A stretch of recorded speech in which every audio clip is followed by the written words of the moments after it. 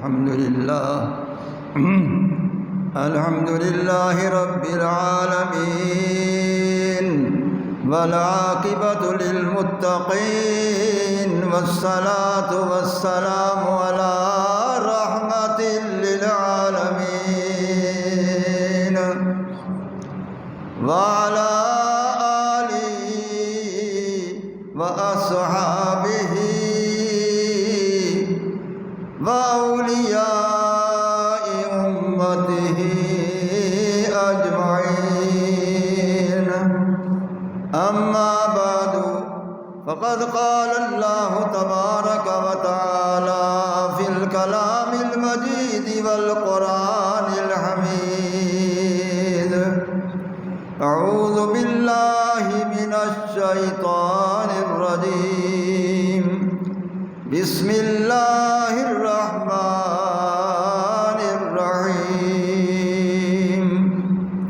قل يا عبادي الذين أسرفوا على أنفسهم لا تقنطوا من رحمة الله إن الله يغفر الذنوب جميعا إنه هو الغفور الرحيم.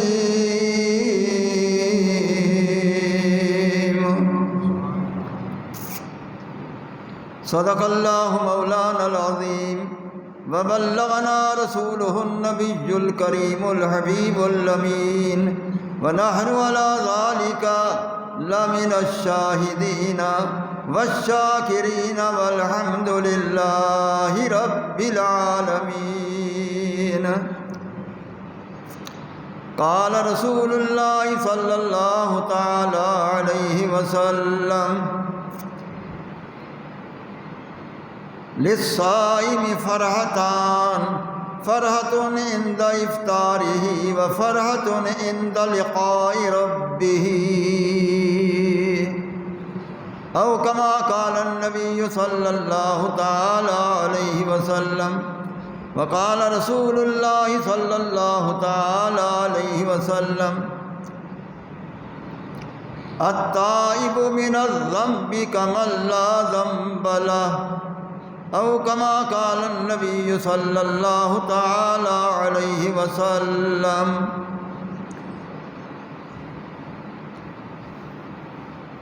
محترم حضرات گرامی، آج 16 رمضان المبارک ہے، دوسرا عشرہ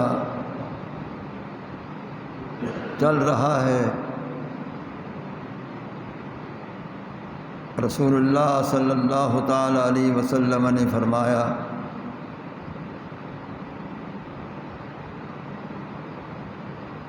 روزہ دار کے لیے 2 خوشیاں ہیں، ایک خوشی افطار کرنے کے وقت، ایک خوشی قیامت کے دن باب الریان سے جب روزہ دار داخل ہوں گے، جنت میں جب پہنچیں گے تو اللہ کا دیدار ہوگا۔ ایک خوشی خدا کے دیدار کی ہوگی۔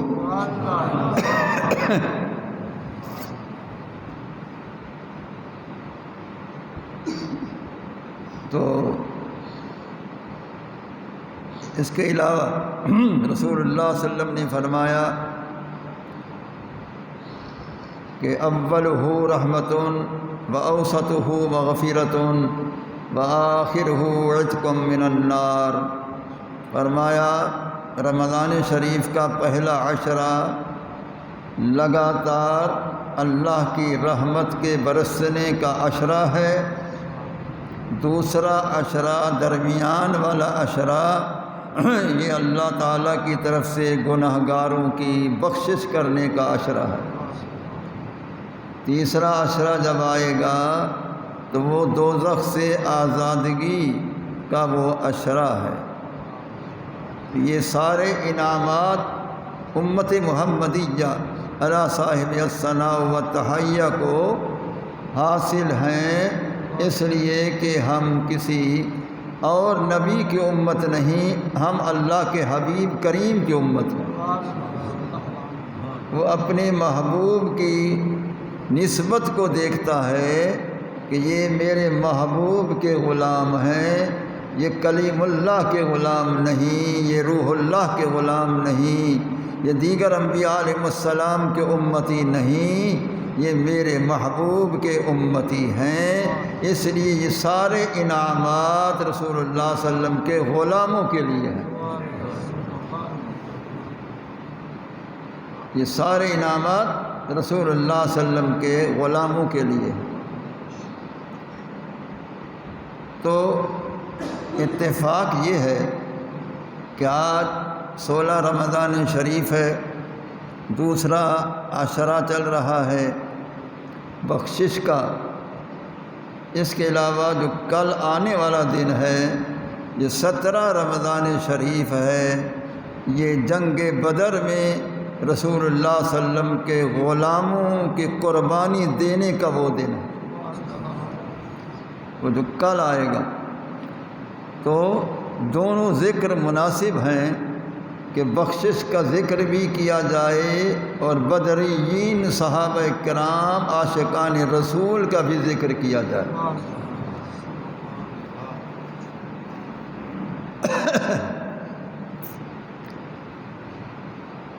تو آیہ کریمہ جو میں نے تلاوت کی ہے، اللہ تعالیٰ نے فرمایا قل، اپنی پاک زبان سے فرما دے، بے عیب زبان سے فرما دے، پاکیزہ زبان سے فرما دے، اپنی خواہش سے نہ بولنے والا میرے حکم سے فرما دے۔ کیا فرما دے؟ یا عبادی، اے میرے غلاموں، ان غلاموں کو فرما دے یا عبادی، اے میرے غلاموں۔ کتنی خوشی کی بات ہے کہ سرکار ہمیں اپنا غلام فرمائیں۔ ہم جتنی بھی گناہ گار ہوں، کچھ بھی ہوں، سرکار فرماتے ہیں اے میرے غلاموں۔ تو یہ قیامت تک حکم ہے، اگرچہ اس وقت صحابہ کرام کو حکم تھا، لیکن مورد خاص ہے، حکم عام ہے، ان کو حکم تھا، لیکن یہی قیامت تک حکم ہے۔ یا عبادی، اے میرے غلاموں۔ جب سرکار نے ہمیں اپنا غلام بنا لیا ہے، ہمیں اس سے اور کیا ترہ امتیاز چاہیے کہ ہمیں سرکار نے اپنا بنا لیا ہے۔ فرمایا اے میرے غلاموں۔ صحابہ کرام کو کتنا خوشی ہوئی ہوگی جب یہ آیت کریمہ نازل ہوئی ہوگی اور سرکار نے صحابہ کو فرمایا یا عبادی، اے میرے غلاموں۔ تو ہر صحابی کو انتہائی خوشی ہوگی کہ ہم سرکار کے غلام ہیں، سرکار ہمیں اپنا غلام فرما رہے۔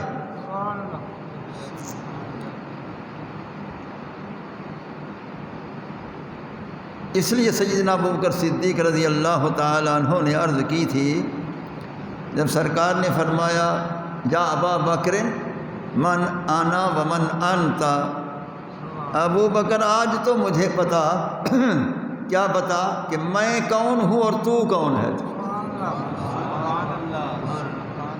آقا فرما رہے ہیں اپنے خاص غلام کو، سیدنا ابوبکر صدیق رضی اللہ تعالیٰ عنہ کو، کہ من انا ومن انت، میں کون ہوں اور تو کون ہے۔ سیدنا ابوبکر صدیق نے جواب دیا، وہ کیا جواب ہے؟ انت رسول اللہ، تو اللہ کا سچا رسول ہے، ہماری ہدایت کے لیے ہادی بن کر آیا ہے، تو اللہ کا رسول ہے، لا مکانی محبوب ہے، تیرا یہ مقام ہے۔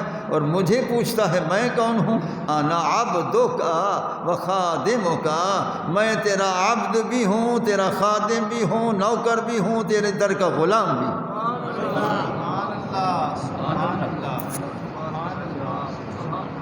یہ ابو بکر صدیق رضی اللہ تعالیٰ عنہ کا جواب ہے، انا عبدک و خادمک یا رسول اللہ، میں تیرا عبد ہوں، میں تیرا غلام ہوں اور میں تیرا خادم ہوں، دروازے کا ادنا نوکر اور خادم۔ کتنا شان ہے ابو بکر صدیق رضی اللہ تعالیٰ عنہ کی جو حدیثوں میں بیان آیا، اتنا شان کے حامل ہو کر اپنے آقا کریم کی بارگاہ میں عرض کر رہے ہیں کہ اس دروازے پر میں تیرا نوکر بھی ہوں، تیرا غلام بھی ہوں۔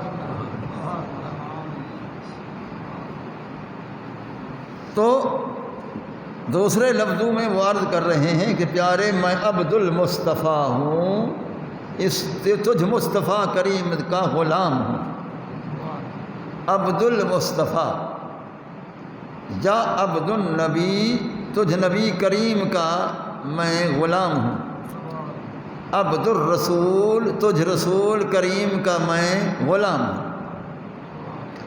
اس بنا پر یہ نام اگر رکھے جائیں تو بہتر ہیں۔ عبد الرسول رکھو، رسول کا غلام، عبد النبی رکھو، نبی کریم کا غلام، عبد المصطفیٰ رکھو، مصطفیٰ کریم کا غلام۔ اگر اس طرح کے نام رکھے جائیں تو بہت بہتر ہے۔ تو ابو بکر صدیق رضی اللہ تعالیٰ عنہ عرض کی، انا عبدک، میں تیرا عبد ہوں، میں تیرا غلام ہوں، وخادمک، میں تیرے دروازے کا خادم ہوں، میں تیرے دروازے کا خادم ہوں۔ جتنے انسان اللہ نے پیدا کیے ہیں، آدم علیہ السلام سے لے کر قیامت تک کے آخری انسان تک، جتنے انسان خدا نے پیدا کیے، اسی طرح جنات، جب سے جنات پیدا ہوئے ہیں اور جب تک یہ رہیں گے، تو یہ جتنے بھی ہیں، اللہ نے فرمایا وما خلقت الجن والانس الا لیعبدون، میں نے جن اور انسان کو پیدا اپنی عبادت کے لیے کیا ہے۔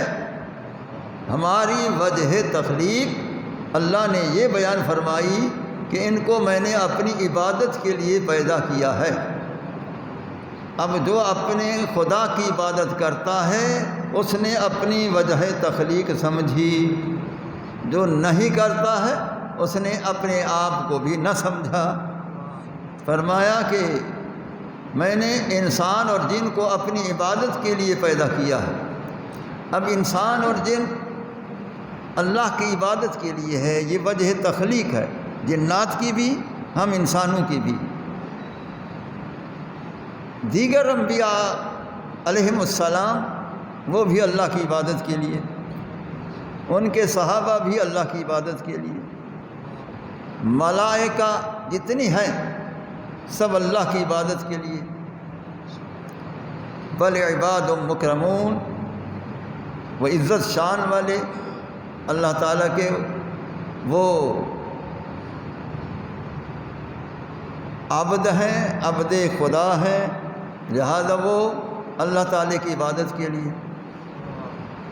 جتنی دیگر مخلوق سب اللہ تعالیٰ کی یاد کے لیے۔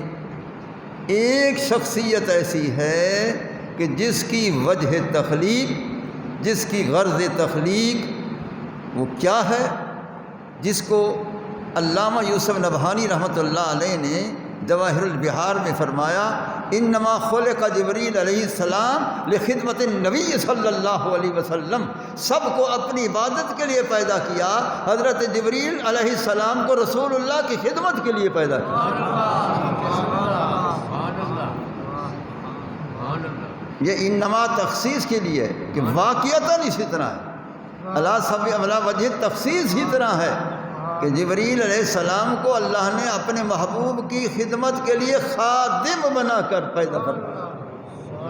وہ خادم در مصطفیٰ ہے، وہ خادم رسول ہے، وہ خادم النبی ہے، وہ خادم الرسول ہے، رسول اللہ کے دروازے کا کیا خادم۔ اور اسی طرح علامہ یوسف نبہانی کی عبارت کے مطابق حضرت مولانا سعدی رحمۃ اللہ علیہ نے بھی یہی فرمایا کہ ارشست کمی پایت ایوان محمد کہ جبریل امی خادم دربان محمد، کہ جبریل امی خادم دربان محمد صلی اللہ علیہ وسلم، کہ جبریل علیہ السلام نبی کریم علیہ السلام کے دروازے کا خادم ہے، وجبریل خادمہ، وہ رسول اللہ کا خادم ہے، رسول اللہ کا خادم ہے۔ لہذا فقط یہ شخصیت کہ جس کی وجہ تخلیق رسول اللہ کی خدمت ہے، رسول اللہ کا خادم ہونا ہے، واحد یہ شخصیت ہے ملائکہ کی جنس میں، ملائکہ کی صف میں واحد یہ شخصیت ہے، اور اس کو کتنا یہ اعزاز ہے کہ وہ رسول اللہ کے دروازے کا خادم ہو گیا، اس کا بڑا اعزاز ہے اس کو کہ رسول اللہ کے دروازے کا خادم۔ تو فقط واحد وہ ہے۔ تو اللہ تعالیٰ نے فرمایا، پیارے فرما دے یا عبادی، اے میرے غلاموں۔ تو عباد کے معنی یہاں غلام ہیں، اے میرے غلاموں۔ اعلیٰ حضرت عظیم البرکت رضی اللہ تعالی عنہ کا عشق بھی نرالا عشق تھا، تو وہ کہتے ہیں کہ اے انکار کرنے والا، محبوب کے دروازے کے غلامی سے انکار کرنے والا، ہماری بات بھی سن کہ یا عبادی کہے کہ ہم کو شاہ نے اپنا بندہ کر لیا، پھر تجھ کو کیا؟ کہ رسول اللہ صلی اللہ علیہ وسلم نے ہمیں یا عبادی فرما کے اپنا غلام کہہ کے فرمایا، تو وہ بادشاہ ہمیں اپنا غلام بنا چکا ہے، تجھے کیا ہوتا ہے؟ ہم تو غلام مصطفیٰ بن گئے، ہم تو عبد مصطفیٰ بن گئے، ہم تو عباد مصطفیٰ بن گئے۔ تو فرمایا سرکار نے تو ہمیں اپنا فرمایا، یا عبادی کہہ کے ہم کو شاہ نے، ساری کائنات کے بادشاہ نے ہمیں عباد فرمایا، یا عبادی کہہ کے ہم کو شاہ نے اپنا بندہ اپنا بندہ اپنا بندہ اپنا بندہ اپنا بندہ کر لیا، پھر تجھ کو کیا؟ دیکھا رسول اللہ صلی اللہ علیہ وسلم نے جب ہمیں اپنا بندہ بنا لیا ہے، تو پھر تجھے اے منکر کیا ہوتا ہے؟ تمہیں کیوں جلن ہوتی ہے؟ ہم تو فخراً کہتے ہیں کہ ہم عبد مصطفیٰ، میں تو کہتا ہوں میں عبد مصطفیٰ، اور سچی بات ہے پہلے عبد خدا بنو گے تو پھر عبد خدا ہو سکو گے، پہلے عبد مصطفیٰ بنو گے پھر عبد خدا بنو گے۔ یہ جتنی بھی مقامات ہیں عباد اللہ صالحین کے، وہ فقط ہیں اس لیے کہ وہ سارے عباد مصطفیٰ، اس لیے ان کے بڑے مراتب ہیں، بڑے مقام ہیں، بڑے شان ہیں۔ پہلے عبد مصطفیٰ بننا ہوگا، سرکار کا غلام پہلے بننا ہوگا۔ یا عبادی کہہ کے ہم کو شاہ نے اپنا بندہ کر لیا، پھر تجھ کو کیا؟ پھر اعلیٰ حضرت فرماتے ہیں اچھا تجھے بھی سنا دوں، دیو کے بندوں سے ہم کو کیا غرض، ہم ہیں عبد مصطفیٰ، پھر تجھ کو کیا؟ ہم سنی عبد مصطفیٰ ہیں، ہم سنی عبد مصطفیٰ ہیں، آپ جتنی بیٹھے ہیں آپ سب عبد مصطفیٰ، آپ جتنی بیٹھے ہیں آپ سب عبد مصطفیٰ، جتنی بھی آپ بیٹھے آپ سب عبد مصطفیٰ ہیں، اور جو عبد مصطفیٰ ہے وہی عبد خدا ہے، جو عبد مصطفیٰ ہے وہی عبد خدا ہے۔ دیکھو صدیق اکبر رضی اللہ تعالی عنہ عبد مصطفیٰ بنے تو تر امتیاز یہ ہوا کہ سرکار نے فرمایا ان اہل السماوات والارض والقروبیین من الروحانیین لینظرون فی کل یوم الی ابی بکر رضی اللہ تعالیٰ عنہ.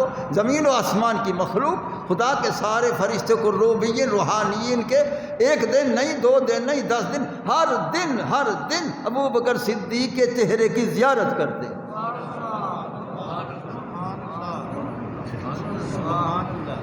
وہ کیوں کرتے ہیں کہ یہ عبد مصطفیٰ. ابو بکر صدیق کے چہرے کی زیارت کیوں کرتے ہیں؟ وہ عبد مصطفیٰ ہیں. جو عبد مصطفیٰ بنا اس کو یہ شان ملا. یہ سمجھ آیا؟ وہ عبد مصطفیٰ بنا اس کو یہی شان ملا کہ سرکار نے فرمایا ما طلعت الشمس ولا غربت الشمس علی رجل افضل من ابی بکر رضی اللہ تعالیٰ عنہ. میرے بعد کوئی سورج نہیں نکلے گا، کوئی سورج نہیں طلوع کرے گا کہ ابو بکر صدیق سے کوئی افضل ہو سکے. یہ کیوں شان ملا ہے؟ کہ وہ عبد مصطفیٰ، وہ عبد مصطفیٰ، اس لیے یہ شان ملا ہے کہ ابو بکر صدیق سے کوئی افضل نہیں. وہ اتنا اونچا شان کیوں ملا؟ وہ پہلے عبد مصطفیٰ بنے تو پھر یہ شان ملا. اسی طرح حضرت امیر عمر رضی اللہ تعالیٰ عنہ وہ عبد مصطفیٰ بنے. جب وہ عبد مصطفیٰ بنے تو رسول اللہ صلی اللہ علیہ وسلم نے فرمایا اب اس کا یہ مقام ہے کہ ان اللہ ینطق علی لسان عمر، میرا اللہ بھی امیر عمر کی زبان پہ بولتا ہے. یہ شان کیوں ملا؟ وہ عبد مصطفیٰ بنے. حضرت امیر عثمان رضی اللہ تعالی عنہ جس وقت سرکار نے 2 صاحبزادیاں ان کو عقد نکاح میں دیں، حضرت ام کلثوم، حضرت بی بی رقیہ، تو پھر اس کے بعد سرکار نے فرمایا اگر میری 100 بیٹیاں ہوتی تو میں یکے بعد دیگرے حضرت امیر عثمان کے نکاح میں دیتا. یہ شان کیوں ہوا ہے؟ وہ عبد مصطفیٰ، وہ عبد مصطفیٰ.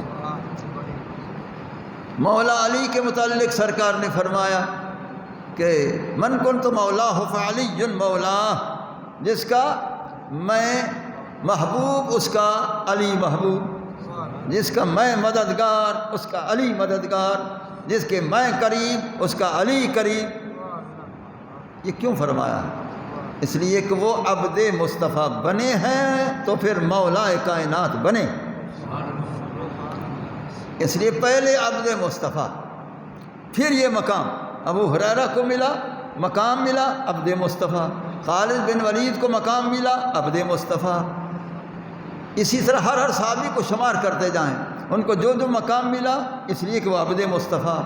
عشرہ مبشرہ کو جو مقام ملا اس لیے کہ وہ عبد مصطفیٰ. جتنی بھی صحابہ کرام ہیں جو جو مقام ملا اس لیے کہ وہ عبد مصطفیٰ. اسی طرح تابعین کو جو صحابہ کے دیکھنے والے ان کو مقام ملا کہ وہ عبد مصطفیٰ. تبع تابعین جو تابعی کو دیکھنے والے ان کو مقام ملا کہ وہ عبد مصطفیٰ. پھر ان میں سے ائمہ مجتہدین بنے ان کو مقام ملا وہ عبد مصطفیٰ. پھر اولیاء اللہ قادریہ، چشتیہ، سہروردیہ، نقشبندیہ، ویسے جتنی اولیاء اللہ ان کو جو جو مقام ملا اس لیے کہ وہ عبد مصطفیٰ. پہلے بن بندے دا بندہ پیچھے ملدی سلطانی، پہلے بن بندے دا بندہ، پہلے بن بندے دا بندہ پیچھے ملدی سلطانی. خدا دا ہے وہ بندہ جو ہے بندہ محمد دا. جو رسول اللہ کا بندہ ہے وہی خدا کا بندہ ہے. جو رسول اللہ کا بندہ نہیں وہ خدا کا بندہ ہی نہیں. اس لیے پہلے عبد مصطفیٰ، پھر اللہ کا قرب ملے گا، یہ شان ملے گا، یہ مقام ملے گا. تو فرمایا یا عبادی، اے میرے غلاموں. اب ان غلاموں میں سے بعض صالحین ہیں، بعض گنہگار بھی ہیں. تو سرکار نے گنہگاروں کے متعلق اس آیت کریمہ میں فرمایا کہ اے میرے غلاموں، اے میرے غلاموں الذین اسرفوا علی انفسہم جنہوں نے اپنے جانوں پر زیادتی کر لی، یعنی کچھ گناہ ہو گئے، گناہوں کا ارتکاب کر لیا، مرتکب گناہ ہو گئے، تو لا تقنطو، میرے ہو نا امید نہ ہونا، لا تقنطو، میرے جو ہو نا امید نہ ہونا۔ کس چیز سے؟ من رحمت اللہ، اللہ کی رحمت سے نا امید نہ ہونا۔ اللہ کی رحمت اتنا وسیع ہے جتنا تمہارے گناہ نہیں ہوئے ہیں، خدا کی رحمت بڑی وسیع ہے۔ لا تقنطوا من رحمت اللہ، اللہ کی رحمت سے نا امید نہ ہونا، کیونکہ ان اللہ یغفر الذنوب جمیعا، اللہ تو سارے گناہوں کو بخش دیتا ہے،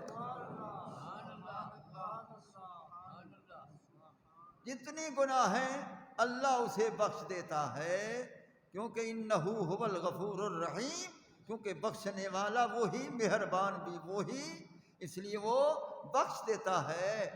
بالکل نا امید نہ ہونا، جو میرے ہیں وہ بخشے جائیں گے، توبہ کرتے جاؤ رب تمہیں بخشتا جائے گا۔ فرمایا التائب من الذنب کمن لا ذنب له، جو اپنے تمام گناہوں سے پکی توبہ کر لی وہ اس طرح پاک ہو جاتا ہے کہ گویا اس نے گناہ کیا ہی نہیں،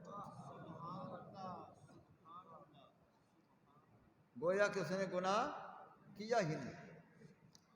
اس بنا پر یہ بخشش کا مہینہ ہے، جو یہ سرکار کی نسبت کا صدقہ ہے کہ آسمان اول پر اللہ تعالی روزانہ آسمان دنیا پر فرماتا ہے حال من مستغفرین، کوئی ہے بخشش طلب کرنے والا جس کو میں بخشوں، کوئی ہے بخشش طلب کرنے والا جس کو میں بخشوں۔ خدا کی طرف سے، یہ ہاتف کی طرف سے یہ اعلان ہوتا رہتا ہے کہ کوئی ہے بخشش طلب کرنے والا جس کو میں بخشوں۔ یہ غروب آفتاب سے یہ اعلان شروع ہوتا ہے صبح صادق تک۔ تو اس لیے اللہ کی رحمت بخشنے کے لیے ہے، اللہ کی ذات بخشنے کے لیے ہے۔ اللہ فرماتا ہے کوئی بخشش مانگنے والا ہے، آؤ تو صحیح میرے دروازے پر، توبہ کرنا تمہارا کام ہے، بخش دینا میرا کام، توبہ کرنا تمہارا کام، بخش دینا میرا کام۔ آ جاؤ آ جاؤ، کوئی ہے بخشش طلب کرنے والا جس کو میں بخش دوں۔ یہ جتنا بھی عشرہ چل رہا ہے 20 رمضان شریف تک یہی آواز روز آتی ہے کہ کوئی ہے بخشش طلب کرنے والا جس کو میں بخش دوں، جس کو میں بخش دوں۔ اللہ تعالیٰ کی بخشش نرالی ہے، وہ کسی کے گناہوں کو نہیں دیکھتا۔ یہ تو سرکار کی امت ہے، ہم سرکار کی امت ہیں، وہ پہلی امت میں تھا، موسیٰ علیہ السلام کی امت میں تھا کہ بڑا گناہ گار تھا، بہت گناہ گار تھا، اس کی ساری عمر میں ایک نیکی کرتے ہوئے اس کو کسی نے نہ دیکھا کہ کوئی نیکی کی ہو، برائیوں میں مبتلا رہتا تھا۔ تو جب اتنا گناہ گار تھا، حد سے زیادہ گناہ گار تھا، جب وہ فوت ہوا تو قوم نے اس کو برا سمجھ کر کوڑا کرکٹ کی جگہ پر وہاں ڈال دیا کہ یہ کسی کام کا نہیں، یہ بڑا گناہ گار ہے، جاؤ اس کو کسی کوڑا کرکٹ میں وہاں ڈال کے آؤ۔ انہوں نے وہاں ڈال دیا کہ یہ قابل بخشش ہی نہیں، بڑا گناہ گار ہے، نفرت کی، اس سے نفرت کی کہ یہ بڑا گناہ گار ہے۔ اللہ نے موسیٰ علیہ السلام کو فرمایا اے موسیٰ، جس کو یہ برا کہہ کر ڈالا ہے کوڑا کرکٹ میں، اب میرے حکم سے جا اس کو اٹھا لا، اس کو غسل دے، کفن دے، لہذا میں نے تو اس کو بخش دیا۔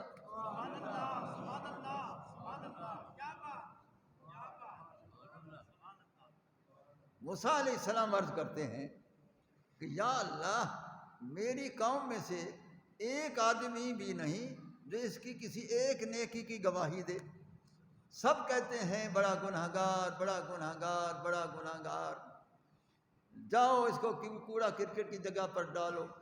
تو یا اللہ تیرا حکم یہ ہے کہ میں رسول ہو کر اس کو اٹھا بھی لاؤں، اس کو غسل دوں، کفن دوں، جنازہ۔ یہ کیا، اس کی کیسی بخشش کا سبب کیا ہے، کیا سبب ہے؟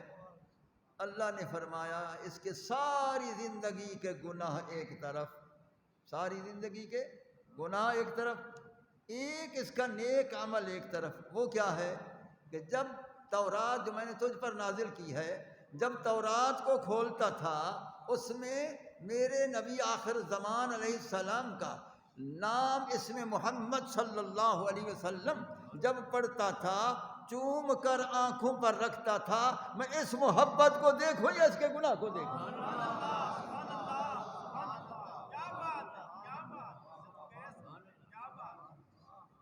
ہاں موسیٰ بتاؤ، میں اس کے اس عمل کو دیکھوں، اس محبت کو دیکھوں یا اس کے گناہوں کو دیکھوں؟ لوگوں کی نگاہ ان کے گناہوں پر پڑی، میری نگاہ اس کے عظمت رسول کرنے پر پڑی۔ میرے محبوب کے اسم گرامی کو چوما ہے اور چومتا رہا ہے، بس یہ عمل مجھے بڑا مقبول ہے، اس عمل کے صدقے میں نے اس کے سارے گناہ بخش دیے۔ اب یہ واقعہ بڑا مشہور ہے موسیٰ علیہ السلام کی قوم میں۔ جب سے میں نے اس واقعہ کو پڑھا ہے، اس سے میں نے اور مسائل ثابت کیے۔ نمبر ایک کہ ہر کسی کو گنہگار سمجھ کر نفرت مت کیا کرو، ہو سکتا ہے اس کے اندر حب رسول کا ایسا قطرہ ہو جس کی وجہ سے وہ بخشا جائے۔ نمبر دو کہ رسول اللہ صلی اللہ تعالی علیہ وآلہ وبارک وسلم کے ظاہری تشریف لانے سے پہلے، ہزاروں سال پہلے، وہ رسول اللہ کے نام پاک کو چومتا تھا، اس چومنے کی برکت کی وجہ سے اس کی بخشش ہوگی۔ جو سرکار کا اپنا امتی ہے، یہ سرکار کا نام اذان میں سنے یا ویسے سنے چومے تو اس کی بخشش کیسے نہیں ہوگی؟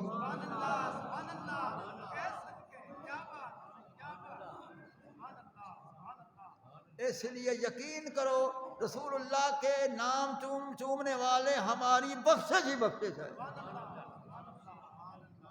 یہ بالکل یقین کرو کہ ہم رسول اللہ کے نام پاک کو چومنے والے ہیں، سرکار کے نام پاک کو چومنے والے ہیں۔ اس لیے جو عظمت مصطفیٰ جس کے دل میں ہے، رسول اللہ کے نام مبارک کی محبت اور عزت اس کے دل میں ہے، جیسا بھی ہے کیسا بھی ہے اللہ اس کو بخش دیتا، اللہ تعالیٰ اس کو بخش دیتا ہے۔ تو اگر وہ تورات کھولتا تھا تو رسول اللہ کے اسم گرامی جہاں بھی دیکھتا تھا چوم کر آنکھوں پر رکھتا تھا، اور جو قرآن کھول کر رسول اللہ کا نام چومے وہ کیسے نہیں بخشا جائے گا؟ بتاؤ بھائی، جو قرآن کھولے اور وہ آیت پڑھے محمد الرسول اللہ، تو آپ سرکار کا نام چوم لے، یا آیت پڑھے وما محمد الا رسول، تو وہ سرکار کے نام کو چوم لے، ٹھیک ہے؟ تو اب جو رسول اللہ کا غلام ہے، امتی ہے، وہ اپنے آقا کریم علیہ السلام کے اسم گرامی کو چومے تو یقیناً اس کی بخشش ہوگی۔ تو ہم چومنے والے خوش بخت ہیں جو رسول اللہ کے نام پاک کو چومتے ہیں، مجالس میں سن کر بھی، محافل میں سن کر بھی، اور اذان سے مؤذن سے سن کر بھی جب ہم انگوٹھے چوم کر آنکھوں پر رکھتے ہیں تو بخشش کی یقینی علامت ہے کہ اس عظمت رسول کرنے والوں کی یقینی بخشش ہو جاتی ہے۔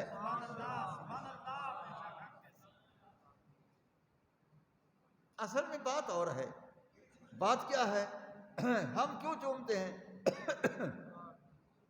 سرکار کی محبت کی وجہ سے، سرکار کی محبت کی وجہ سے. اور یہ عمل جو پہلا شروع ہوا تھا اس کی بنیادی محبت رسول تھی. جب پہلے دن یہ عمل شروع ہوا نا، پہلے دن اس کی بنیاد حب رسول تھی. وہ کیا تھی کہ حضرت بلال رضی اللہ تعالی عنہ نے اذان دی. وہ پہلے بھی اذان دیتے رہے. ایک وقت انہوں نے اذان دی. جب انہوں نے اذان دی تو اذان کے اندر جس وقت انہوں نے یہ ادا کیا اشہد ان محمد رسول اللہ صلی اللہ علیہ وسلم، حضرت ابو بکر صدیق رضی اللہ تعالی عنہ نے اذان میں رسول اللہ صلی اللہ علیہ وسلم کا نام مبارک سن کر انگوٹھے چوم کر آنکھوں پر رکھ لیے. اب یہ پہلا عمل تھا، ابو بکر صدیق رضی اللہ تعالیٰ عنہ نے جاری فرمایا. پہلا وقت تھا کہ آپ نے آپ کے اسم گرامی کو چوم کر عزت و احترام کیا.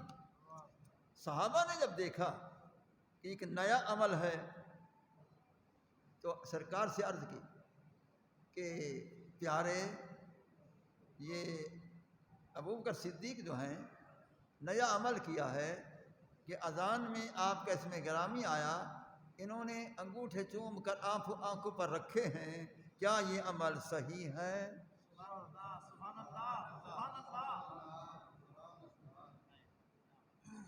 سرکار نے یہ نہیں فرمایا کہ اس نے اچھا نہیں کیا، سرکار نے یہ نہیں فرمایا کہ یہ بدعت ہے، سرکار نے یہ نہیں فرمایا یہ اچھی بات نہیں ہے. نہیں، سرکار نے فرمایا جس نے یہ عمل کیا ہے اس کو تو میرے پاس لے آؤ.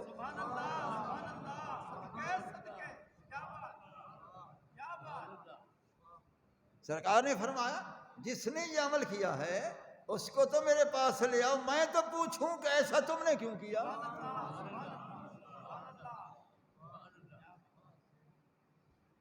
صحابہ گئے، اے ابو بکر صدیق، سرکار یاد فرما رہے ہیں. اب آقا یاد کرے غلام دیر کرے نہیں ہو سکتا. وہ فوراً حاضر خدمت ہو گئے. آپ نے فرمایا کہ اے ابو بکر صدیق، یہ بتا، میں نے سنا ہے کہ اذان میں میرا نام سن کر تو نے انگوٹھے چوم کر آنکھوں پر رکھے ہیں، کیا یہ صحیح ہے؟ عرض کی اللہ و رسول عالم، اللہ بھی جانتا ہے، تو بھی جانتا ہے میرے عمل کو، پھر پوچھتا مجھ سے.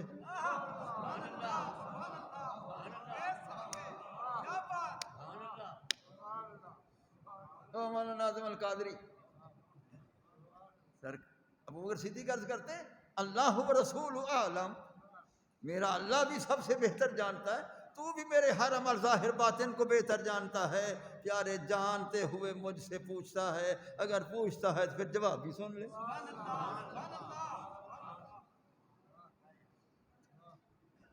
فرمایا بتاؤ کیوں تم نے یہ عمل کیا؟ اب میرا ایمان ہے کہ رسول اللہ صلی اللہ علیہ وسلم کو علم تھا کہ اس وجہ سے اس نے میرا نام چوما ہے. یہ بے شک میرا ایمان اور یقین کامل ہے. سوال پیدا ہوتا ہے کہ جاننے والا جب جانتا ہے ابو بکر سے کیوں کہلوانا چاہتا ہے؟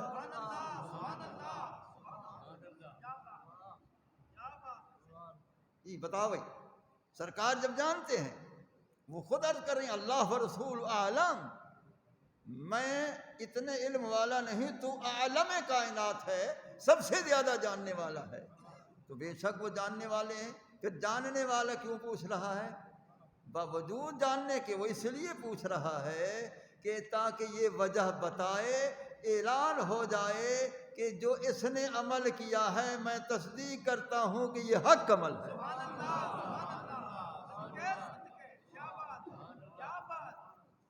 اب ابو بکر صدیق عرض کرتے ہیں کہ پیارے میں نے یہ عمل کیوں کیا؟ ایک ہی جواب ہے، لحبک یا رسول اللہ، تیری محبت نے مجبور کیا مجھے کہ محبوب کا نام سنتا جاؤں، چوم کر آنکھوں پر رکھتا جاؤں.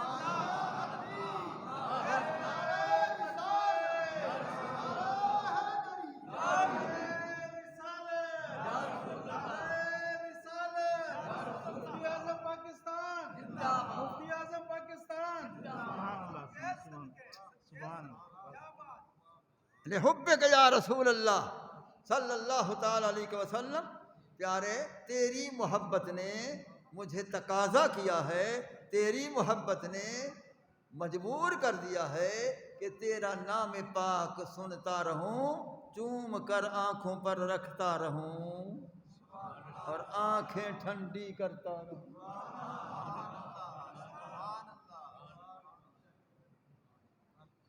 اب جب صدیق اکبر رضی اللہ تعالیٰ عنہ نے وجہ بتا دی کہ میں نے اس لیے آپ کا اسم گرامی چوما ہے،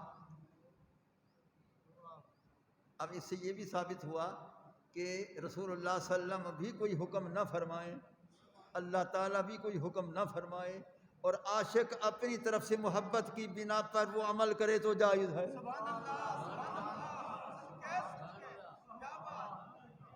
اللہ نے تو نہیں فرمایا کہ میرے محبوب کے نام سن کر چومو، کہیں نہیں۔ سرکار نے بھی اس عمل سے پہلے نہیں فرمایا، تو یہ ثابت ہوا کہ محبت رسول کی بنا پر جو عمل کیا جائے وہ جائز ہے، جائز ہے، جائز ہے۔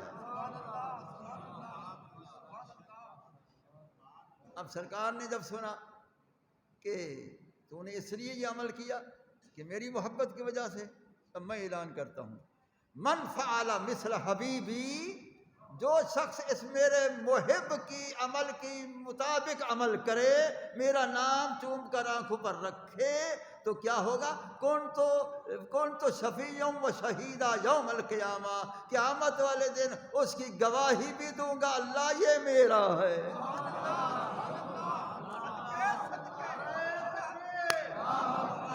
اعظم القادری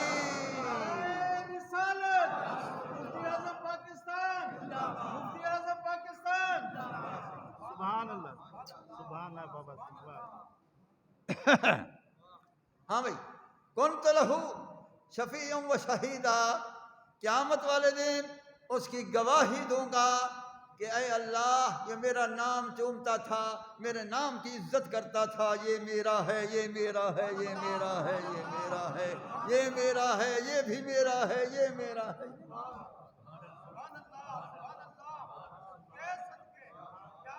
تو ہم خوش بخت ہیں جو سرکار کے اسم گرامی چومتے ہیں کہ سرکار گواہی دیں گے کہ یہ میرا ہے، یہ بھی میرا ہے، یہ بھی میرا ہے۔ نمبر 2، دوسرا مسئلہ یہ ثابت ہوا کہ گواہی اس کی دی جاتی ہے جس کے عمل کو دیکھا جاتا ہے۔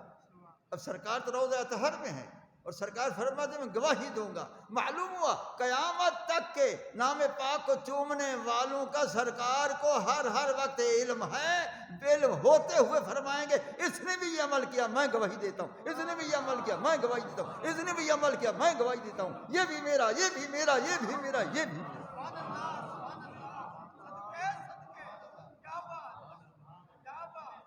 تو سرکار کو علم ہے کہ کون انگوٹھے چوم کر آنکھوں پر رکھتا ہے، سرکار کو علم ہے، جبھی تو گواہی دیں گے۔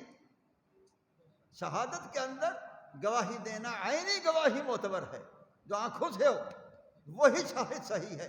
تو رسول اللہ صلی اللہ علیہ وسلم شاہد ہیں، وَيَكُونَ الرَّسُولُ عَلَيْكُمْ شَهِيدًا، رسول اللہ صلی اللہ علیہ وسلم شاہد ہیں، وہ عینی گواہی دیں گے کہ واقعی اس نے بھی چوما، اس نے بھی چوما، اس نے بھی چوما، اس نے بھی چوما، اس نے بھی چوما۔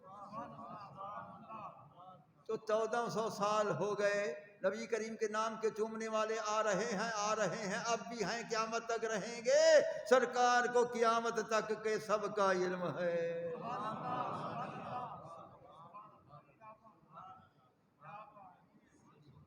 نمبر 3، سرکار نے فرمایا کنت لہو شفیع، میں اس کا سفارشی ہوں گا، سفارشی ہوں گا۔ اس کا کیا مطلب؟ ایک نیک ہے سرکار کے نام کے چومنے والا، وہ تو ویسے ہی جنتی ہو گیا، ایک گناہگار ہے مجھ جیسا، سرکار فرمایا تو بھی نہ گھبرا کہ قیامت والے دن میرے نام چومنے والا اگر گناہگار ہوگا اس کی بھی شفاعت کروں گا۔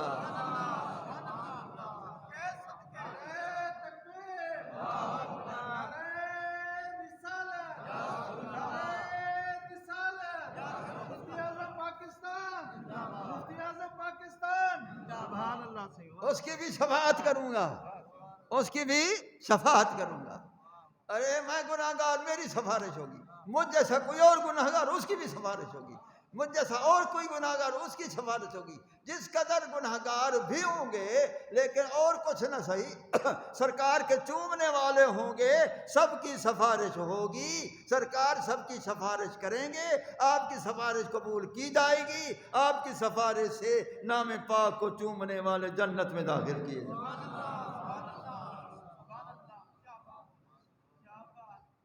یہ سمجھ آیا؟ اب تک میں نے جو بیان کیا ہے اس کا ماخذ میں بتا رہا ہوں کہ ان عالم کو پتہ چاہیے کہ یہ کہاں ہے۔ جو کچھ میں نے ابھی تک بیان کیا ہے صاحب روح البیان نے تفسیر روح البیان کے اندر اسی طرح من عن نقل کیا ہے جس طرح میں نے بیان کیا۔ اب آگے سنو، آگے سنو، سرکار نے فرمایا، آپ نے فرمایا من سمع اسمی فی الاذان، جس نے اذان میں میرا نام سنا ہے، وقبل ابہامہ علی عینیہ، اور چوم کر انگوٹھے چوم کر آنکھوں پر رکھے ہیں، سرکار دو اعلان فرماتے ہیں، لم یعم ابدا وانا قائدہ الی الجنہ وانا مدخلہ فی صفوف الجنہ، قیامت والے دن میرا نام چومنے والا نہ دنیا میں اندھا ہوگا نہ آگے اندھا ہوگا۔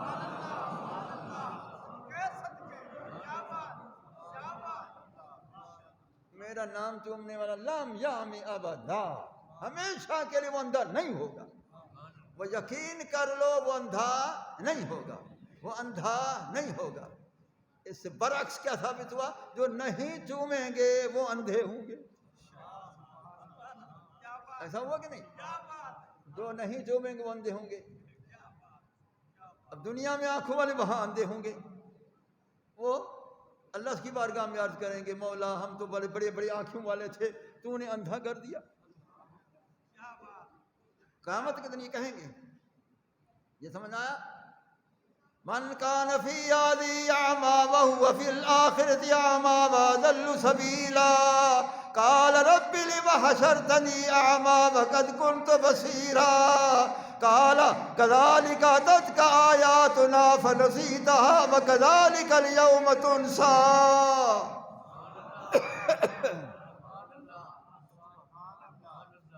کیا فرمایا؟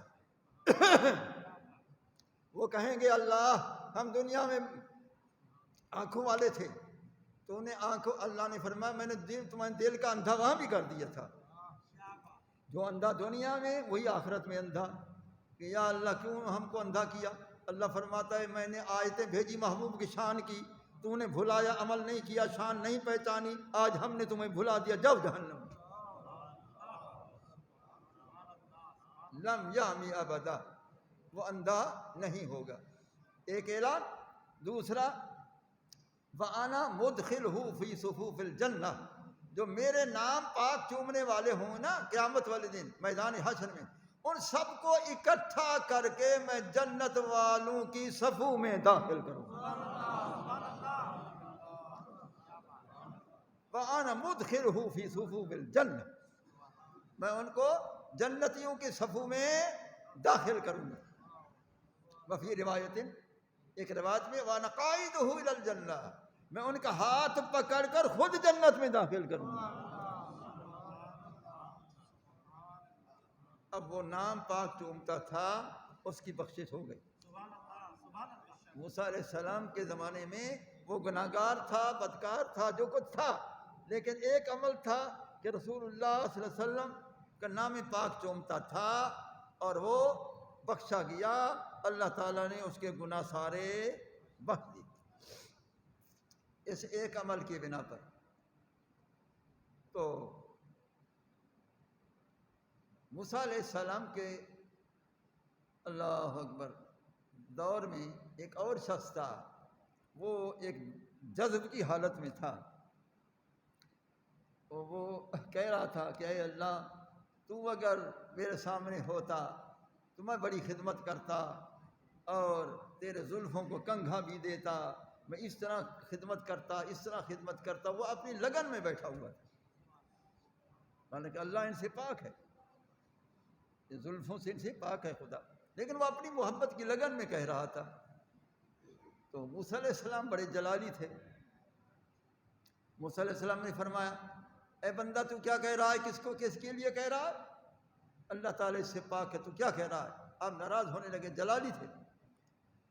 اللہ تعالیٰ نے فرمایا کہ موسیٰ جاؤ اس کو راضی کرو، جاؤ اس کو راضی کرو، یہ بتا کہ تو میرے بندوں کو میرے ساتھ ملانے کے لیے آیا ہے یا جدا کرنے کے لیے آیا ہے؟ وہی آمد سوئے موسیٰ از خدا، بندہ مارا چرا کر دی جدا۔ موسیٰ علیہ السلام کے پاس اللہ کی وحی آئی کہ میرے بندے کو تو نے جدا کیوں کیا؟ وہ تو میرے ساتھ باتیں کر رہا تھا، تو کیوں جدا کیا؟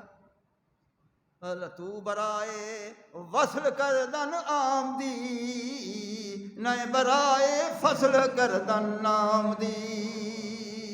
تو ملانے آیا ہے یا جدا کرنے آیا؟ اب بتائیں، اللہ تعالیٰ جب کرم فرمانے پر آتا ہے تو یوں فرماتا ہے۔ تو بہرحال ایسے بھی لوگ تھے، ایک شخص تھا موسیٰ علیہ السلام کے زمانے میں، وہ تورات میں جب رسول اللہ کے اسم گرامی دیکھتا تھا، اس کا بغض یہ تھا کہ وہ چاقو سے یا چھری سے یا کسی چیز سے وہ نام مبارک کاٹ دیتا تھا۔ اب جب دوسرے دن پھر اٹھاتا تورات کو، اسی جگہ کو کھولتا تو وہ ایک جگہ کی بجائے 3 جگہ پر اللہ کی طرف سے لکھا ہوتا، پھر بھی وہ کاٹ دیتا۔ پھر دوسرے دن دیکھا تو وہ 6 جگہ پر اللہ کی طرف سے لکھا ہوا ہے۔ تو اسی طرح یہ نظارہ وہ دیکھتا رہا کہ یہ کاٹتا رہا، اللہ کی طرف سے لکھا جاتا رہا۔ تو اب اس کو شوق پیدا ہوا کہ جس کا اسم گرامی میں کاٹتا ہوں اللہ تعالیٰ اپنی طرف سے لکھ دیتا ہے اپنی قدرت کاملہ سے، تو اس نبی کی زیارت کرنی چاہیے۔ اس نے سفر شروع کیا۔ قصہ مختصر، جب وہ مدینہ پاک میں پہنچا، مولا علی کرم اللہ تعالی وجہ کریم اچانک مل گئے۔ ان کو نہیں پتا تھا کہ یہ مولا علی ہیں، ابھی وہ مسلمان نہیں ہوا۔ پوچھا کہ آپ کون ہیں؟ فرمایا میں علی ہوں۔ رسول اللہ صلی اللہ علیہ وسلم کہاں تشریف فرما ہے؟ آپ نے فرمایا سرکار تو تیسرا دن ہے روضہ شریف میں تشریف فرما ہے، وہ تو باہر نہیں ہے، روضہ شریف میں ہے۔ اس نے کہا کہ مجھے رسول اللہ کی مزار شریف کی زیارت کرواؤ۔ مولا علی لیا سرکار کی بارگاہ میں، جب وہ مزار شریف کے قرب میں حاضر ہوا تو اس نے اللہ تعالیٰ کی بارگاہ میں عرض کیا۔ پہلے ایک تو آتے ہی کلمہ شریف پڑھا۔ جب کلمہ شریف پڑھا، اب بتاؤ وہ پہلے وہ غیر مسلم تھا، مسلمان نہیں تھا، ابھی آیا، ابھی کلمہ شریف پڑھا، کوئی پہلے اس کی کوئی نیکی نہیں، شرک ہے جو بھی تھا، لیکن اب کلمہ شریف پڑھا، ادھر کلمہ شریف پڑھا، اسلام قبول کیا، مسلمان ہوا، ادھر اسے کہا اللہم اے میرا اللہ، اب تو بھی سن لے، ان قبلت اسلامی، اگر تو نے میرا اسلام ابھی قبول کر لیا ہے، فقبض روحی سریا، ابھی روح قبض کر، میں زندہ رہنے کے قابل نہیں، محبوب کے سوا کیسے زندہ رہوں گا؟ میں زندہ نہیں رہ سکتا، مجھے زندگی نہیں چاہیے، فقبض روحی سریا، اللہ میری روح جلدی قبض کر لے، جلدی قبض کر لے۔ معلوم ہوا عاشق جو ہیں وہ جلدی جانا چاہتے ہیں، محبوب کی بارگاہ میں جلدی جانا چاہتے ہیں، تو اس نے کہا فقبض روحی سریا، اے اللہ میرا روح جلدی قبض کر لے۔ اب اللہ نے کرم فرمایا، اس کی استدا سنی تو فوقع میتا، وہ گرا اور وہ فوت ہو گیا، اب مولا علی نے اٹھایا، ان کو غسل دلوایا اور کفن دیا، جنازہ پڑھا، جنت البقیع دفن۔ اب بتاؤ کہ وہ 1 منٹ کے اندر کیا انعام مل گیا ہے، بتاؤ کیا رحمت ہو گئی۔ اللہ کی بخشش نرالی ہے، اللہ تعالیٰ بخشنے پر آتا ہے تو فرمایا بنی کلب کے بکریوں کے ریوڑ کے جتنے وہ ہزاروں کی تعداد میں ہوتے تھے ان کے ریوڑ، ان کے اوپر جتنی بال ہیں اللہ جانے اربوں کی تعداد میں، اتنی تعداد میں اللہ تعالیٰ اس رمضان شریف میں گناہ گاروں کو بخش دیتا ہے، خاص کر اس دوسرے عشرے میں جو اب چل رہا ہے۔ تو اس بنا پر جو ہے رسول اللہ صلی اللہ تعالیٰ علیہ وآلہ وبارک وسلم کی یہ نسبت کا صدقہ ہے کہ ایسی رحمتیں ہو رہی ہیں، سبحان اللہ، سبحان اللہ، ایسی بخشش ہو رہی ہے، ایسی رحمت ہو رہی۔ دیکھا تھا وہ وحشی آیا تھا جس نے سیدنا امیر حمزہ رضی اللہ تعالیٰ عنہ کو بے دردی سے شہید کیا۔ اب میں وہ بیان نہیں کر سکتا ہوں کہ کیا کیا اس نے، مسلح کیا، عالم مسلح جانتا ہے کہ مسلح کس کو کہتے ہیں۔ اس نے اس ظلم سے حضرت امیر حمزہ رضی اللہ تعالیٰ عنہ کو شہید کیا، بڑی بے دردی سے مسلح کیا۔ اللہ تعالیٰ معافی عطا فرمائے۔ تو اتنا بڑا مجرم، اتنا بڑا گناہ گار حضرت سید الشہداء ان کو شہید کر چکا ہے بے دردی سے۔ سرکار کے حقیقی چچا سرکار کو بڑا غم ہوا، ان کے شہید ہونے کے بعد آپ کو بڑا غم ہوا کہ میرے چچا شہید ہو گئے۔ تو اتنی شان کے مالک، اتنا بہادر تھے وہ۔ تو پھر وہ ایک وقت میں وہی وحشی عرض کرا بھیجتا ہے کہ اے اللہ کے رسول، میں بڑا مجرم ہوں، کیا میرے لیے بھی توبہ کا دروازہ کھلا ہے؟ سرکار نے فرمایا ابھی تک توبہ کا دروازہ کھلا ہوا ہے، آنا چاہتا ہے تو آ جا۔ اب اتنا بڑا ظلم کرنے والا فرما آنا ہے تو آ جا، دروازہ کھلا ہوا ہے، توبہ کا دروازہ کھلا ہے۔ اس نے پھر عرض کرایا کہ یا رسول اللہ صلی اللہ علیہ وسلم، بے شک توبہ کا دروازہ کھلا ہے، لیکن میرا ایک گناہ نہیں ہے، میرے تو خدا معلوم کتنے گناہ ہیں، بے شمار گناہ ہیں، تو میں بھی بخشا جاؤں گا۔ تو پھر یہی آیت ہے جو میں نے تلاوت کی ہے، قُلْ يَا عِبَادِيَ الَّذِينَ أَسْرَفُوا عَلَىٰ أَنفُسِهِمْ لَا تَقْنَطُوا مِن رَّحْمَةِ اللَّهِ إِنَّ اللَّهَ يَغْفِرُ الذُّنُوبَ جَمِيعًا إِنَّهُ هُوَ الْغَفُورُ الرَّحِيمُ۔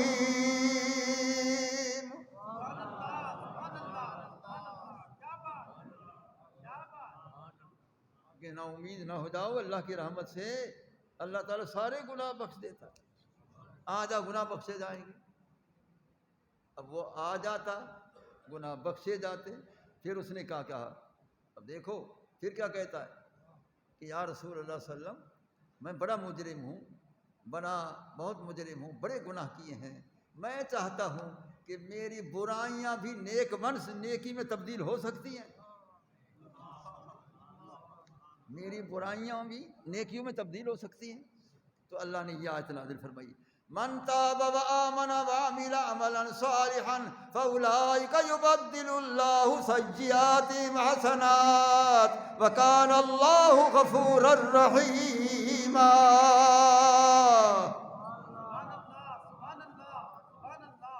جس نے توبہ کر لی، ایمان لے آیا، نیک عمل کیے، اللہ تعالیٰ ان کی برائیوں کو بھی نیکی میں تبدیل کر۔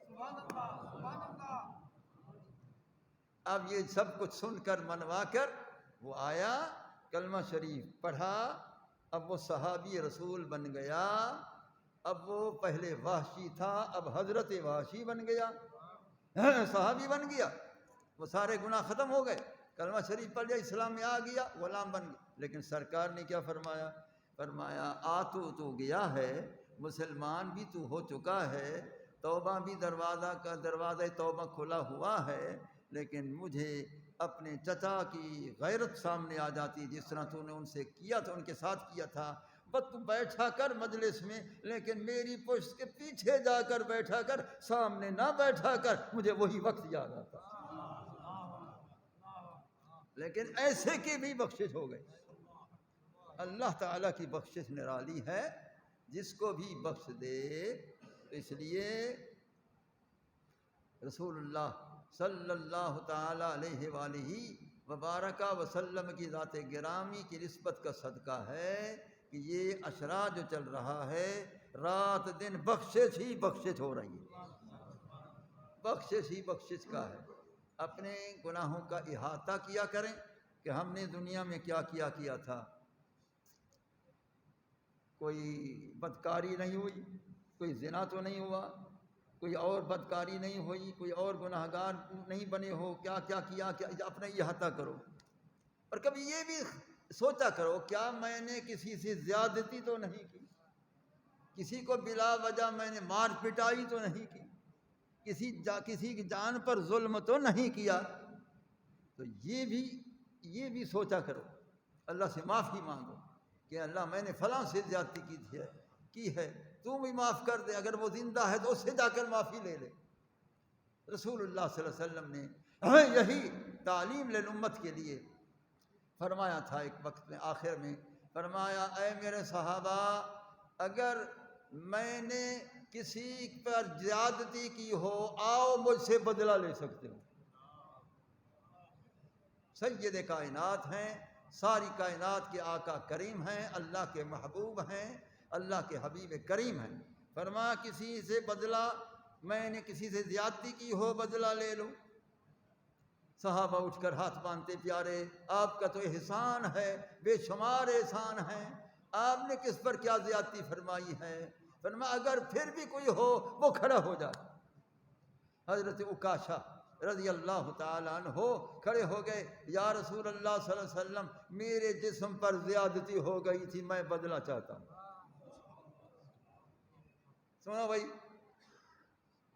صحابہ کہتے ہیں اے عکاشہ مہربانی کر، اس طرح نہ کر، جو بھی تو نے تکلیف دینی ہو ہمیں دے دو، جتنی بھی تکلیف ہمیں دے دو۔ اس نے کہا نہیں، جب رسول اللہ نے فرمایا جس سے میں نے زیادتی کی ہو تو وہ مجھ سے بدلہ لے، میں آپ سے نہیں لے سکتا۔ سب نے استدعا کی، اس نے کہا نہیں۔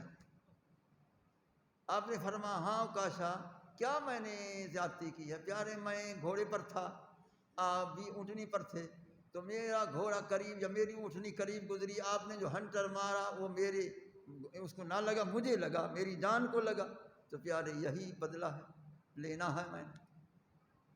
تو وہ فلاں قسم کا وہ ہنٹر تھا، فلاں قسم کا وہ کوڑا تھا، وہ سرکار نے حضرت بلال کو فرمایا جاؤ سیدہ فاطمۃ الزہرا رضی اللہ تعالیٰ عنہ کے دروازے پر، وہیں وہ ہے، اس کو لے آؤ۔ بیوی صاحب نے اندر سے وہ دیا، کیوں منگوا رہے ہیں؟ تو یہ بات ہے۔ بیوی صاحب رونے لگی، فرمایا حسنین بیٹھے ہیں، کہ بیٹھے، مولا علی بیٹھے ہیں، بیٹھے، ان سے کہو میری طرف سے کہ وہ بدلے کے لیے پیش ہو جائے۔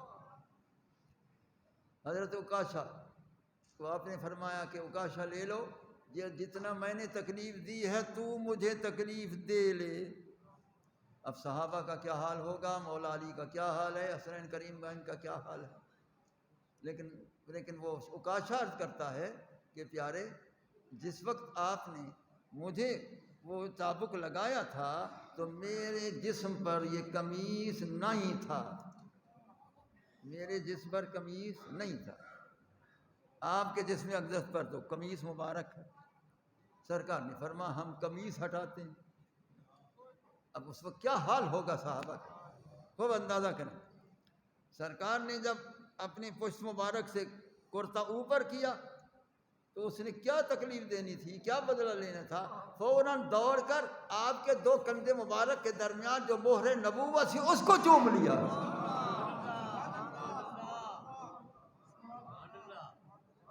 آپ کے دو کندھے مبارک کے اندر جو مہر نبوت تھی اس کو چوما کہ پیارے سرکار آپ نے فرمایا جس کو میری مہر نبوت کا چومنا نصیب ہوا وہ یقینی جنتی ہے۔ میں نے تو ہیلا بنایا تھا، غلام بھی کوئی بدلہ یا کوئی آپ سے کوئی بدلہ ہو سکتا، یا آپ نے کسی کو تکلیف دی، ہرگز نہیں، ہرگز نہیں، میں نے ہیلا بنایا، اس لیے میں نے ہیلا میں کامیابی حاصل کر کے آپ کی مہر نبوت کو چوم لیا۔ یہ ہیلے بنائے جاتے ہیں، یہ ہیلے بنائے جاتے ہیں، یہ ہیلے بنائے جاتے ہیں۔ کیسے؟ یوسف علیہ السلام کے بھائیوں نے ان کو کنویں میں ڈالا، آخر اللہ نے ان کو بچایا، قصہ مختصر وہ بادشاہ بن گئے، اور یہ ایک وقت میں قحط ساری پڑی، یہ سارے غلام ہو کر وہ بھکاری بن کر گئے۔ انہوں نے پہچان لیا کہ یہ میرے وہی بھائی ہیں، انہوں نے گلا کوئی نہ دیا، ان کو اور غلہ دیا، فرمایا اور میرا بھائی جو اور کوئی بھائی ہے کہ ہاں وہاں ہے، وہ آپ کا سکا بھائی تھا، اس کو لیا دگنا غلہ دوں گا۔ تو وہ جب آئے قصہ مختصر، وہ اپنے بھائی کو لے گئے، تو آپ نے اس کو بٹھا لیا، سب بیٹھ گئے، تو سب کو غلہ دیا، گندم دی، سر کچھ دیا، اونٹ بھر دو بھائی، اور ان سے پیسے بھی نہ لو، اپنے خدام کو فرمایا۔ تو خادم کو آپ نے سکھایا کہ میرا جو بادشاہ والا وہ پیالہ ہے، یہ میرے پانی پینے کا، یہ میرے بھائی کے سامان میں اس کو چھپا دے۔ اب اس نے چھپا دیا، اور پھر اعلان کرنے لگے کہ بھئی بادشاہ کا جو پیالہ ہے پانی پینے کا وہ گم ہے، بھئی سب تلاشی دو، سب تلاشی دو۔ سب نے کہا ٹھیک ہے تلاشی لو، سب کا سامان دیکھا، سب کا سامان کسی میں نہیں، کسی میں نہیں، کسی میں نہیں۔ آپ کے حقیقی بھائی کا سامان دیکھا تو اس میں وہ پیالہ ہے، وہ پیالہ۔ تو آپ نے فرمایا ہاں بھئی اس کے سامان سے یہ پیالہ چوری شدہ مل گیا ہے، تمہاری شریعت میں کیا حکم ہے؟ انہوں نے کہا ہماری شریعت میں حکم ہے جو مالک شے ہے وہ اس کو بٹھائے اپنے پاس، تو لہٰذا آپ بٹھا سکتے ہیں۔ تو آپ نے فرمایا بس یہ پھر شریعت کا حکم ہے تمہاری شریعت میں، یہ میرے پاس بیٹھے گا، اس سے پیالہ وصول کرنا، اور تم باقی جاؤ۔ انہوں نے کہا نہیں پھر ہم میں سے کسی کو بٹھا لو۔ انہوں نے کہا نہیں، جس سے وصول ہوا اس سے تم جاؤ۔ اب یہ سب کچھ آپ نے خود کرایا، ٹھیک ہے، کس لیے ہیلا بنایا؟ اپنے بھائی کو بٹھانے کے لیے ہیلا آپ نے بنایا، یہ سکھایا آپ نے۔ اللہ قرآن میں فرماتا ہے کذالک کدنا لیوسف، یہ ہیلا ہم نے سکھایا تھا۔ کذالک کدنا لیوسف، یہ ہیلا ہم نے سکھایا کہ بھائی کو بٹھانا ہے، اس طرح ہیلا بنانا ہے۔ یہ ہیلے اس طرح بنائے جاتے ہیں، اس طرح اور بھی واقعات ہیں۔ بخاری شریف میں باب الحیل، پورا ہیلا بنانے کا باب الحیل، اس لیے یہ ہوتا ہے۔ اسی طرح اللہ اکبر، زنان مصر نے حضرت بی بی زلیخا کو طعنہ دیا کہ زر خرید ہے، خود خرید کیا ہے، خود عاشقہ ہے۔ آپ نے ان کی دعوت کی، وہ 40 عورتیں تھیں جتنی، وہ آ گئیں، فرمایا کہ یہ فروٹ ہیں، یہ ہاتھ میں لے لو، یہ چھریاں ہاتھ میں لے لو، اس وقت تک نہ کاٹنا جس وقت میں نہ کہوں۔ ادھر ان کے ہاتھ میں دے دیے چھریاں بھی اور فروٹ بھی۔ اندر گئیں، یوسف علیہ السلام کو فرمایا وقالت اخرج علیہن، اب تو باہر آ جا، مجھے تو اپنے اوپر عاشق کر دے، ان کو بھی کر دے۔ آج وقالت اخرج علیہن فلما رأینہ اکبرنہ وقطعن ایدیہن، جس وقت یوسف علیہ السلام کو دیکھنے لگی، بجائے ان فروٹوں کے کلائیوں سے ہاتھ کاٹ بیٹھی، وہ چھریاں کلائیوں پر چل گئی، ہاتھ کاٹ بیٹھی، اور کہنے لگی کیا کہنے لگی؟ قلنا حاش للہ ما ھذا بشرا ان ھذا الا ملک کریم، یہ تو کوئی فرشتہ آسمانوں سے آیا ہے، یہ تو کوئی انسان ہی نہیں ہے۔ تو یہ سارا کچھ دکھا کے حسن یوسف سے ان کی کلائیاں کٹ گئیں۔ تو اللہ فرماتا ہے جب اس نے دکھایا یوسف علیہ السلام کو، تو اس بی بی زلیخا کہتی ہے تو مجھے کہتی تھی کذالک قالت فذلکن الذی لمتننی فیہ، یہ وہی ہے جس کے بارے میں مجھے ملامت کرتی تھی کہ عاشقہ تمہارا کیا حال ہوا ہے، تمہارا کیا حال ہوا ہے۔ اعلیٰ حضرت فرماتے ہیں کہ حسن یوسف پہ کٹی انگشت زنا، سر کٹاتے ہیں تیرے نام پہ مردان عرب۔ سیدہ عائشہ صدیقہ رضی اللہ تعالیٰ عنہا جب تلاوت کر رہی تھی یہ سورۃ یوسف کو، اسی آیت پر جب آئی ہیں تو بی بی سب ٹھہر گئیں، تلاوت کو روک دیا، فرمایا کہ اللہ اکبر، فرمایا اگر یہ زنان مصر کی یہ عورتیں لو رائن جبینہ، اگر میرے محبوب کے چہرے اقدس کو دیکھ لیتی، لأثرن القلوب بالقطع علی الایدی، پھر یہ ایسا ہوتا وہاں تو ہاتھ کاٹ بیٹھی یا دل ٹکڑے کر بیٹھی۔ لوامی زلیخا لو رائن جبینہ لأثرن القلوب بالقطع علی الایدی، اگر وہ زنان مصر ملامت کرنے والی میرے محبوب کریم علیہ السلام کی زیارت کر لیتی تو بجائے ہاتھوں کے دل ٹکڑے کر بیٹھتی۔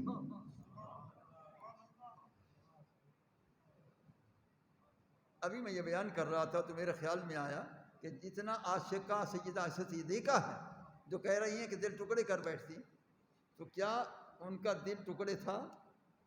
یا جتنی عاشق سرکار کے گزرے ہیں کیا ان کے دل ٹکڑے ہوئے ہیں؟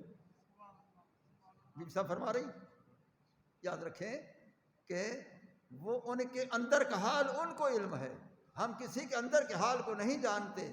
ہر عاشق کے دل کا یہی حال ہے کہ اس کا دل جو ہے عشق مصطفیٰ میں ٹکڑے ٹکڑے ہوتا ہے۔ اللہ باقی بھی رکھتا ہے اور اس کے عشق کا درد بھی دیتا ہے، باقی بھی رکھتا ہے، دل کو درد بھی دیتا ہے۔ اس لیے حدیث قدسی میں آیا، اللہ تعالیٰ نے فرمایا کہ میں اگر سماتا ہوں تو اندہ منکسرت القلوب، جو دل میرے محبوب کے عشق میں ٹکڑے ہو چکے ہیں میں اس میں سماتا ہوں۔ تو یہ مقام ہے، یہ شان ہے، تو یہ بخشش کا سامان ہے اس عشرے میں۔ تو 20 تک آپ جو ہیں اپنے احاطہ کریں، اللہ تعالیٰ سے بخشش کی دعا کیا کریں اور رسول اللہ کا وسیلہ اور واسطہ پیش کیا کریں۔ اور پھر ابھی یہ کل 17 رمضان شریف ہے، جنگ بدر ہے۔ جب جنگ بدر ہوئی قصہ مختصر، 313 صحابہ کرام تھے، ان کے ہزاروں کی تعداد میں تھے۔ اللہ تعالیٰ کی بارگاہ میں سرکار نے فرمایا، پہلے صحابہ کو فرمایا آپ مقابلہ کریں گے؟ انہوں نے عرض کیا رسول اللہ ہمارے عشق کو بعد میں دیکھنا، پہلے آپ حکم کریں تو ہم سمندر میں چھلانگ لگانے کے لیے تیار ہیں۔ پھر اللہ کی بارگاہ میں سجدہ فرمایا، اے اللہ آج اگر تو نے میرے غلاموں کو فتح نہ دی تو روح زمین پر تیرا نام لینے والا کوئی نہیں ہوگا۔ اب اللہ تعالیٰ کو فرما دیا تو اللہ تعالیٰ نے 1000 فرشتہ نازل فرمایا، پھر 2-3 ہزار فرشتہ نازل فرمایا، پھر 5000 فرشتہ نازل فرمایا، جن کو سر پر دستاریں تھیں، باقیوں کو پیلے رنگ کی تھیں، جبریل علیہ السلام کو سفید رنگ کی تھی، اور یہ مار مار کر ان کو تباہ کیا، فی النار وسقر کیا۔ تو اگر یہ فرشتے لباس میں بھی نظر آئیں، ہتھیار بھی اٹھاتے ہوئے نظر آئیں، دستاروں میں بھی نظر آئیں، تو یہ نور ہیں۔ سرکار اگر لباس میں نظر آئیں تو وہ کیوں نور نہیں ہے؟ وہ کیوں نور نہیں؟ یہ سمجھا؟ تو پھر یہ ابو جہل جو تھا وہ افرا کے 2 صاحبزادے حضرت معاذ حضرت معبد جو چھوٹے، وہ ایڑی پر کھڑے ہو گئے، یا رسول اللہ ہم بھی پورے جوان ہیں، سرکار نے اجازت فرما دی کہ یہ بھی مجاہد بنے۔ وہ گئے تو انہوں نے پوچھا حضرت عبد الرحمن بن عوف سے، وہ کون ہے جو رسول اللہ کی بے ادبی کرتا ہے؟ انہوں نے فرمایا آپ تو بچے ہیں، کہ ہم بچوں کو بعد میں دیکھنا، پہلے بتاؤ ہی صحیح۔ آپ نے اشارہ کیا، وہ ابو جہل ہے، ان کا اشارہ بعد میں پہنچا، ان کی تلواریں اس پر پہلے پہنچ گئی اور وہ قتل ہو گیا۔ اور وہ پچھتا رہا تھا کہ اگر کوئی اور صحابی قتل کرتا تو مجھے افسوس نہیں تھا، 2 بچے قتل کر گئے۔ اللہ نے فرمایا یہ رسوا اس طرح مجھے کرنا پڑتا ہے تم لوگوں کو، کہ عاشقان مصطفیٰ کے عشق کو دیکھو۔ تو سرکار نے ان کو جو کافر تھے ان کی لاشوں کو اندھے کنویں میں ڈلوایا اور اوپر کھڑے ہو کر فرمایا حل وجدتم ما وعد ربکم حقا، بتاؤ اب خدا کا وعدہ حق پایا، کتنے رسوا ہو گئے ہو؟ تو حضرت امیر عمر عرض کرتے پیارے وہ تو مرے پڑے ہیں۔ سرکار نے فرمایا انہم الاسمع منکم، وہ تم سے زیادہ سنتے ہیں۔ اگر وہ مردے سنتے ہیں، کافر مردے سنتے ہیں، تو انبیاء اور اولیاء کیوں نہیں سنتے ہیں؟ سبحان اللہ سبحان اللہ سبحان اللہ۔ اگر ان مردوں کو ندا کرنا جائز ہے تو رسول اللہ جانے کائنات کو ندا کرنا کیوں نہ جائز؟ دیکھا وہ رسوا اور ذلیل ہو گئے اور صحابہ کرام کو فتح عظیم ہو گئی اس جنگ بدر پر۔ میں نے میدان بدر دیکھا ہے، بلکہ شہدائے بدر کی مزاروں کی بھی میں نے زیارت کی۔ مدینہ طیبہ سے بہت دور فاصلے پر ہے، میں وہاں گیا تھا اور وہاں اوپر کھڑے ہو کر میں نے دیکھا تمام مزارات ہیں بدرین صحابہ کرام کی، اور وہ انشاءاللہ اللہ نے فرمایا اعملوا ما شئتم، تم جو کچھ بھی کرو کرتے رہو، میں پوچھوں گا بھی نہیں۔ تو یہ کل کا دن آنے والا ہے مختصر، میں نے وہ بھی بیان کر دیا ہے۔ اللہ اکبر، آج تو بہت دیر ہو گئی ہے۔ اچھا جو کچھ ذکر ہوتا رہا یہ بھی عبادت ہے، جو کچھ میں ذکر کرتا رہوں یہ بھی عبادت ہے۔ نماز عبادت ہے، یہ بھی عبادت ہے، رسول اللہ کا ذکر بھی عبادت ہے، شہداء بدرین کا ذکر بھی عبادت ہے۔ اللہم احینا علی محبتک وعلی محبت حبیبک وامتنا علی محبتک وعلی محبت حبیبک۔ اللہم احینا علی مذہب اہل سنت والجماعہ وامتنا علی مذہب اہل سنت والجماعہ۔ تقبل منا بحرمت سید المرسلین صلی اللہ تعالی علی خیر خلقہ سیدنا مولانا محمد وعلی آلہ وصحبہ واہل بیتہ وعترتہ وعلماء ملتہ واولیاء امتی اجمعین برحمتک یا ارحم الراحمین.